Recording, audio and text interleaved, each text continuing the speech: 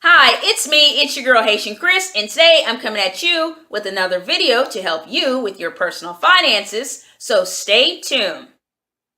Alright, today's video is about the pros and cons of the private student loans. Alright, pro number one, you have a greater selection of lenders to choose from. With so many college students going back to college each year, private student loan companies, they're competing for your business. So, step number one, you need to do your own Google research and print off the findings that you find out about the different private student loan lenders. Step number two, you need to go to your college or university's financial aid office and get a list of the different private student loans that the college or university works with. Step number three, you need to take your information that you found from your own personal research and compare and contrast the information with the list that the college or university gave you. This is very important because you do not want to sign your name on the dotted line too soon. All right, pro number two, you have a greater selection of interest rates. All right, interest rates will vary with each different loan that you may have. You have fixed interest rates. Fixed interest rate means that the interest on that particular loan does not fluctuate during that fixed period of time. And then you have variable interest rates. Variable interest rates meaning that the interest does fluctuate, meaning that it goes up and down during the repayment period. Typically, when the interest rate does fluctuate, guess what?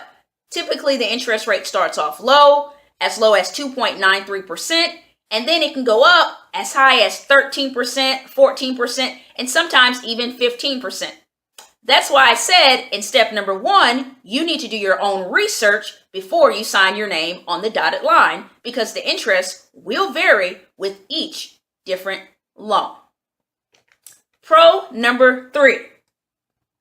Pro number three, you have greater repayment options with private student loans. Typically, you can do 10 years, 15 years, 20 years, or even 30 years, just depending on your financial situation at the time. Pro number four, typically with private student loans, they cover 100% of the certified costs for you to attend the college or university. In other words, if you need extra money to furnish your apartment or to buy an automobile, they're not going to give that to you. The money is only for certified costs to attend the college or university.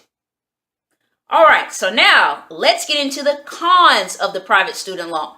Con number one, you need a good credit history to be eligible for this. Now, if you have a bad credit history or maybe you don't have any credit history at all, typically you are going to need a cosigner. And this is very important because that cosigner, they're putting their livelihood and they're putting their credit history on the line for you for your educational future. And if you do get a cosigner, they are pretty much saying, hey, I have faith that you will be able to repay this loan back. So it's very important that you take this very seriously. Con number two, with private student loans, they typically have higher interest rates. Yes, I did say that interest rates do vary, but when you compare private student loans with the federal student loans that are out there, the private student loans typically have higher interest rates. That's why you want to make sure that you do your research in advance before you sign your name on any dotted line. And con number three, you have limited deferment and forbearance options with private student loans.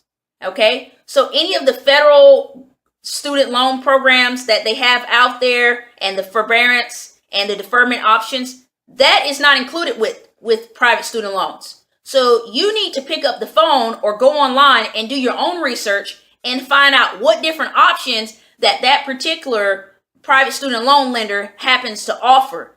Because guess what? You cannot predict what's going to happen in the future. You may have, a period of unemployment. You may decide to go back to school. You may have an economic hardship, and you do not want to be hit with stiff penalties, which means increased fines because you have maybe defaulted on the student loan or you decide to just let it go altogether. In addition, that can also damage your credit report. That's why it's very important, if you are going to go this route with private student loans, that you do your research, okay? as you can see with this video, I did not say what private student loan companies you should go with, because that's not what this video is about. This video is to educate you so you can make the best choice about which private student loans you should go with. As we all know, scholarships and grants should be definitely your number one option. If you have to take out loans, you should go with the federal student loans. And private student loans should be your last and final option. Okay? But anyways, guys, that's it on the pros and cons of private student loans. If you have any questions, don't forget to leave a comment below. Rate, comment, like, subscribe. And once again, it's me. It's your girl, Haitian Kris. You guys have a fantastic afternoon. Peace, love, everyone. Thank you.